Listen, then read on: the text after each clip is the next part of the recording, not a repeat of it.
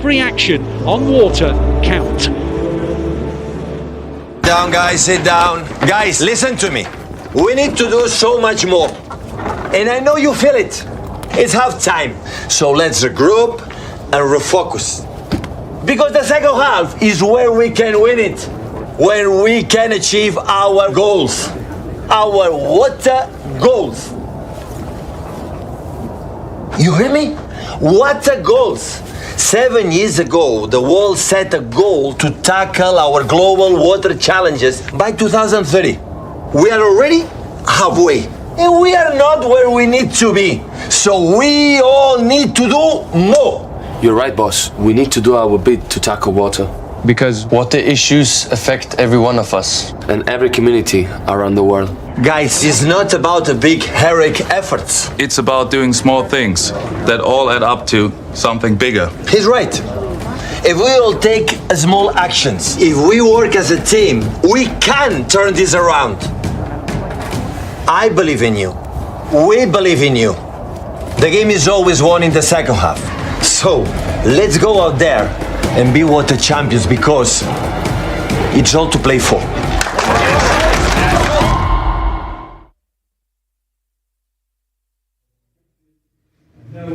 Welcome back to Matchday Live. It's half-time here at the Etihad Stadium. It's Manchester City 2, Tottenham 1. What a 45 minutes of football that was. Here to get into all of that is Paul Robinson, Joleon, Lescott and Ledley King. Paul, I'm going to come to you because just towards the end of that first half, you kind of turned around and said it was everything we thought it was going to be. What a half of football. Yeah, it was everything we thought it would be. If there was any doubts, the way that Ange Postecoglou wanted to approach this game, we've seen today.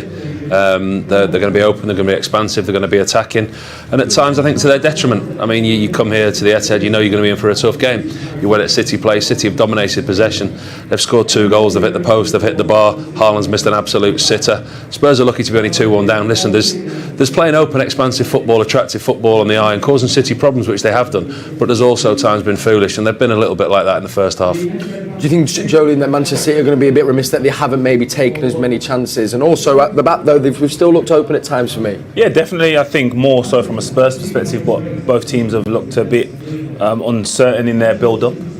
Spurs, especially at times, they've played out, and it kind of seems the gaps were too far to make the passes, and then errors have occurred, and uncharacteristically from Haaland, he's missed the opportunities. But yeah, Spurs will feel slightly fortunate that it's only 2-1. Do you think, though, from a Tottenham point of view, though, that they can take probably a lot of hope that they actually have still been getting in, and obviously they scored the first goal as well, Ledley? Yeah, I think they will have a belief that they can score goals. I think, obviously the first goal Sonny's got in, it's it's a great finish, but it's bad defending. Obviously, it's Docker in that instance, not a defender, obviously, but they've maintained enough of a threat to believe that if they keep getting the chances, they can get another goal. Obviously, the next goal is going to be key in this game, and they'll just hopefully look to start the second half again, get a bit more possession, because I felt like they caused their own problems at times in terms of being sloppy and giving the ball away and giving City chances, but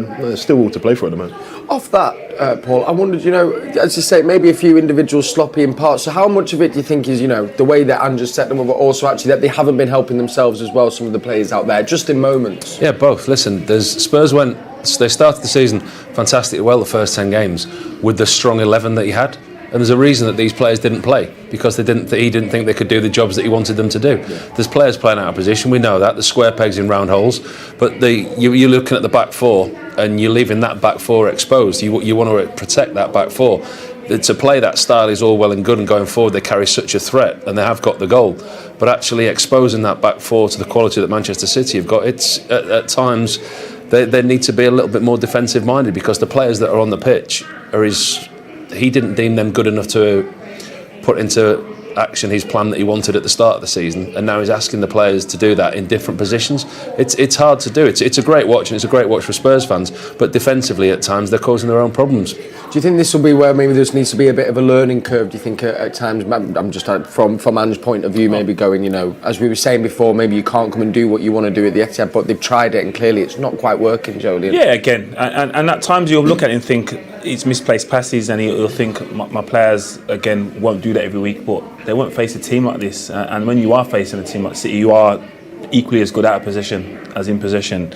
They've make unforced errors, and that all of a sudden players is touching a little bit tighter and or a little bit looser, should I say, and they cause them opportunities for themselves. But yeah, he will look at this as a learning curve, but not necessarily a negative. He'll look at himself and say, we've done okay, we're still in the game, and we've caused problems. We're not just sitting here like counting our lucky stars that it's 2-1. Like the Spurs have caused opportunity, created opportunities themselves. We had, of course, that first goal from Son. It was. I mean, I feel like I've seen Son score that goal almost every time that he plays against City. But then at the other end, it was an own goal. Do you think the defenders could have been a little bit better there from a Spurs point of view? It was a delivery in from Alvarez, wasn't it? I think. Yeah. Yeah, it was a delivery in from Alvarez, but. Sometimes it's communication. Someone just putting a name on it, being dominant and clearing that ball. There was a bit of confusion in there, and obviously that's where the own goals come in. After that, then obviously kind of again, it was still a bit back and forth, but City kind of grew into the half there after that kind of goal and started creating more chances. We spoke about before. Doku very unlucky, I think, not to have the ball in the back of the net, Paul, today. Listen, let's be completely honest. You sum the first half up, City have dominated it. They've dominated possession. You look at possession stats, you look at the chances they've had. Spurs have looked dangerous on the counter-attack. They press high, they try and win the ball high up the field. But as a whole, as a half, City have had, like I say, the chances. They've hit the bar, they've hit the post. Haaland's had 2 chances where on another day the back of the net would be hit. Yeah. And Doku, he's getting acres of space there. Porro's playing so narrow against him. He's their outlet. Every time City get the ball, they look to Doku, and he's got so much space, and his pace is causing a problem. It's just the final little bit of quality in the final third that they lack. When we were pushing on those errors as well, which kind of then were coming definitely in the middle part of the half, I was chatting to me. I feel like, do you think City maybe could even be affording to maybe even be a little bit further up and putting them under more pressure, because they are still sticking to trying to play out from the back? Yeah, you could potentially say that, but then you got to find the balance right and you don't leave yourself too exposed at the back. So obviously there's only a certain distance set in the halves to feel comfortable. Like there's no offsides in their half, so to have everyone up there just leaves an opportunity for Brendan Johnson and obviously Son to run in behind. So their distances have to be right, and we've seen that, and that's what I think Andrew's done well. He's recognised that Brendan Johnson is good and strong, but he's changed his side, so he's put him on Guardiola's side to kind of combat the pace of Kyle Walker. So he's obviously recognised there's a strength there, but yeah, I think the balance has to be right from a City perspective. Yeah, you're right. The balance has to be right, because look, Tottenham players are good enough to be able to play through the press at times. Yes. They're good enough players, and then the Man City defenders have got to worry about what's going the other way. Sonny running off, Kulusevski in a little pocket. Johnson's shown his pace down the wing as well. So City have got to be careful as well. They'll kind of see the game out, hopefully keep possession of the ball and wear Tottenham down that way without taking too many risks. Joleon, now as we were saying, we've 7 goals in 3 games we've conceded. And that one there, almost, I know it was from a corner, but it does feel there's a bit of a similar goal where it just seems to be one ball over the top, and first shot on target ends up in the back of the net. Is that something that City fan, should we be kind of be aware and worried of that, or do you know? You've been aware of it. Yeah, be aware of it, because we've seen it a few years ago. I think that was the case a few years ago. When it was kind of like we knew how City were going to concede, and it kind of feels like that again now. But we're a different animal in possession. But teams are going to obviously do their homework and not try to play out from the back. We've seen teams, Leipzig especially, that they didn't try and play. They just went, well, we'll nullify your press. We'll go a bit more direct, and all of a sudden that causes problems. And any defender will find it hard, and then you're leaving it responsible. He has to win every ball. He has to win every challenge. That's a 100% record, and it's difficult for every defender to do that. So the more teams that do miss the press and go a bit direct, it's going to cause a lot more problems. What can City do to counter that then? How do they kind of be maybe again the way you would counteract that? I don't think Pep is going to do. You have to sit a little bit deeper. You have to kind of let them build a little bit further up the pitch and then press, because the balls, and it's a little bit easier to see the direct pass. But Pep isn't going to do that. He's going to encourage the team to stay high and defend on the front foot. And listen, it's going to cause problems at times, but then it just puts more responsibility on the team to create and score more goals. Both these managers are not going to change their philosophies, are they? They're going to stick to their principles. And fans don't want that. They want to play their way. Yeah. In a weird, strange managerial type thing, they'll both be loving this battle. They'll be enjoying it. Yeah. Second goal, Paul. I mean, it was a beautiful kind of a classic City goal, really. If you could talk us through it, and it was more or less, I think, kind of walked it into the net, really. And I think it's the thing with Phil Foden. He just took that little bit of extra care with it, didn't he? Just his first touch, and he passed it into the net rather than trying to take the skin off it. And the quality that City have got around the edge of the box, moving players about. But it was the final 2 touches in the box, and it was Alvarez onto Foden. And rather than trying to clip it first time, he was aware that he was 3 or 4 yards out, yet he had the time to set himself. He had that touch and just passed it into the net. It was a great finish. Yeah, brilliant goal. That made it 2-1. So now if we're looking towards the second one, from a Tottenham point of view, what maybe Ledley would, we can see a couple of players there coming out to warm up, so potentially might be some changes possibly, that's like Richarlison possibly. But Ledley, looking at this second half, what would you like to see Tottenham maybe try to do a little bit better, or how can they maybe, you know, get that score, draw, or even, you know, get a couple of goals? I mean, as we've said before, the team that is out there is a possession-based team, so just a bit more possession. You know, they're going to have to get more of a foothold in the game, keep the ball better. They had a little spell kind of midway through the first half where early in the first half, they kept the ball, and City got a little bit frustrated by that. They need to have more spells of that to keep City off, because for Tottenham, the best kind of way to defend is to attack. Yes. You know, to have the ball and keep City at bay. So you're going to have to cut out the mistakes, more with the ball, and you know, just hope for another opportunity that will get them a goal. Joleon, from City's point of view, I mean, what do you think will be being said in the changing room, and will the approach change at all, do you think, coming into this? I think the approach will change. I think the message will be just be a bit more clinical. Again, we've seen Haaland miss chances that we don't normally see him miss. We've hit the bar framework of the goal a few times, so it just probably take a bit more care, as Phil Foden did, and he spoke about that in the week, about the manager speaking about being calm in the box, and a bit more of that, and there's going to create more opportunities. So I'm sure that's the message.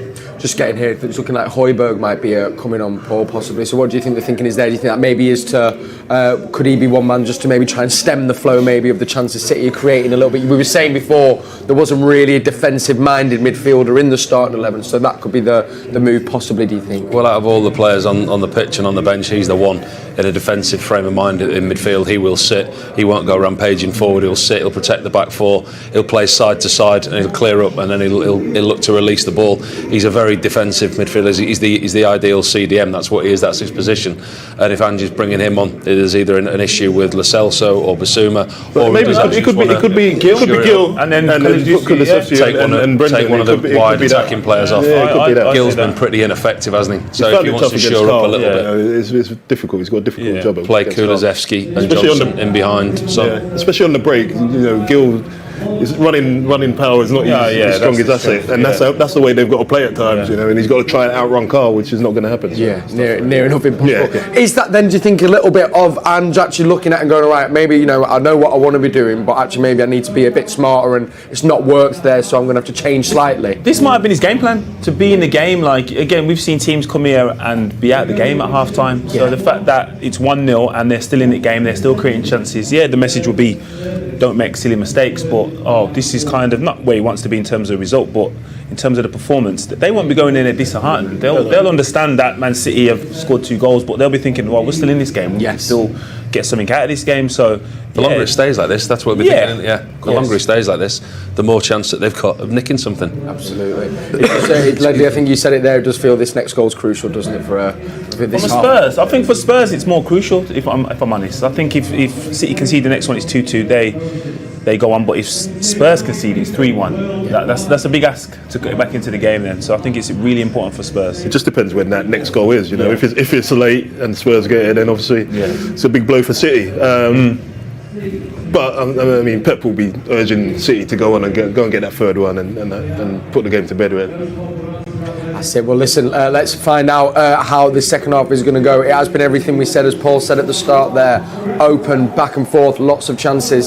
So let's see who will get this next all-important goal. Thank you for joining us. We'll be back at full time. As the players head out, make sure you head over to the Man City app where you can get your commentary with Alistair Mann. It is Manchester City 2, Tottenham 1.